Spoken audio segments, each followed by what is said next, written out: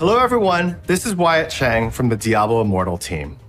While I wish we could have all seen each other at BlizzCon this year, I am happy to be able to share some exciting news. The Diablo Immortal team is making great progress, and we're ready to move to a limited public technical alpha. What this means is that a small number of players, primarily in Australia, will briefly have access to test the game and help us look at our early leveling experience as well as our mid-game systems.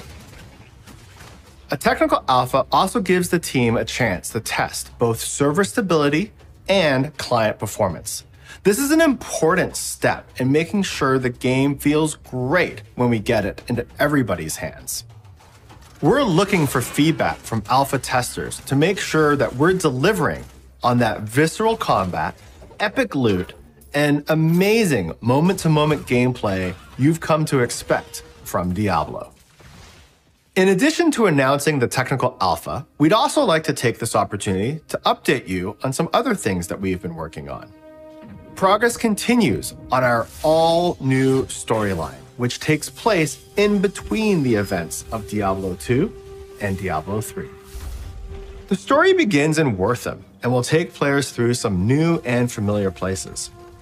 We'll be sharing the first part of the storyline with testers in the alpha. In addition to the main quest line, participants will encounter a variety of mini-quests, side dungeons, and bosses. Players will also be able to meet up with one another in Westmarch, the central hub city in Diablo Immortal. The Diablo Immortal team has been hard at work on itemization, including legendary items, which can enhance or modify skills to have game-changing effects. Some examples include a legendary item that turns your fireballs into frozen orbs that chill and slow your enemies, or one that upgrades your cleaving attack so that slain enemy corpses explode.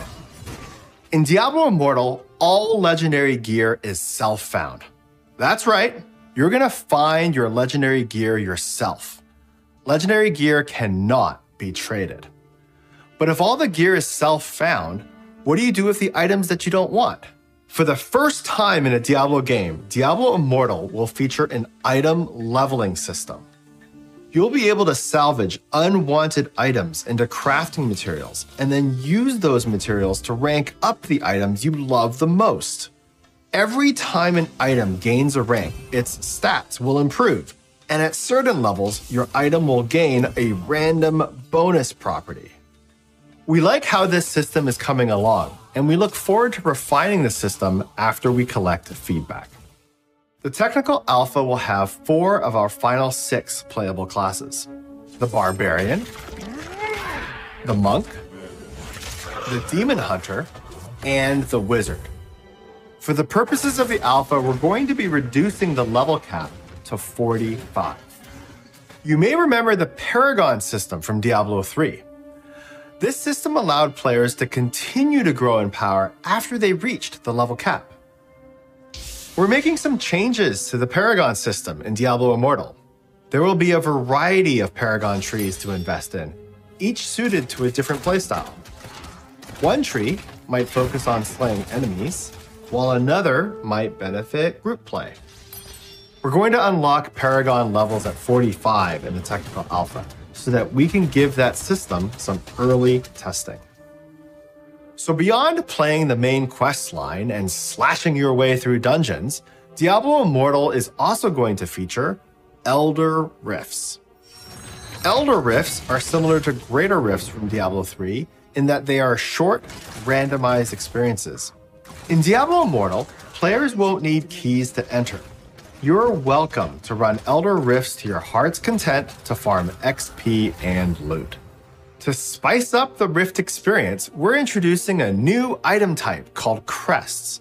If a player uses a crest when they open an Elder Rift, that rift will gain random modifiers. Sometimes these modifiers are going to make the rift more challenging, sometimes easier, but always more rewarding. Some of you have asked, how much is Diablo Immortal going to cost? The entire main quest storyline and all future content updates are always going to be free. We are not going to limit your game time using an energy system, and new classes will be accessible to everybody without requiring an in-game purchase.